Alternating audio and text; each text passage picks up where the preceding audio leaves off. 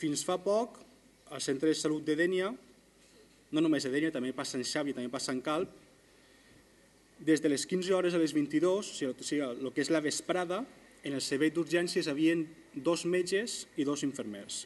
A partir de les 10, un i un.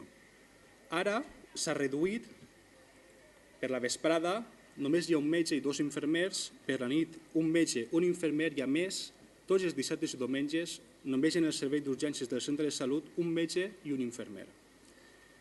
Què passa? Si hi ha una urgència domiciliària, què fa el metge? Si se'n va al domicili de la persona, el centre de salut es queda sense cap metge. Si una persona de Dénia va al centre de salut perquè té alguna urgència, es troba que no hi ha metge allí per atendre-lo. Què és el que estan fent els metges? No acudir a les urgències domiciliàries.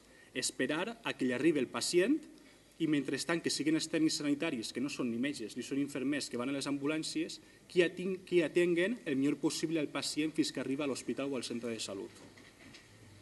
Com deia, el mateix passa a Xàbia i a Calp. El president Fabra i el conseller Rosado ho van dir ben clar. Amb la privatització tot serà igual. La mateixa qualitat, però amb més despeses. Ja ho veig jo.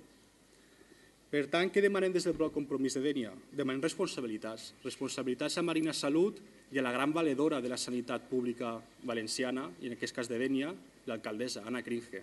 És la persona que no fa més que mirar cap a altra banda, ja vam veure en el cas del doctor Aparicio, vam aprovar una moció per unanimitat i no ha fet la més mínima gestió al respecte. Li demanem que actuï. No són ciutadans de segona, tots els deniers paguem la nostra sanitat, una sanitat de primera, de ciutadans, i això és el que volen rebre. I esperem que ja siga des del Consell, des de Marina Salut i l'alcaldessa facin les gestions oportunes perquè això canvie i tinguem l'atenció que tots nosaltres es mereixem.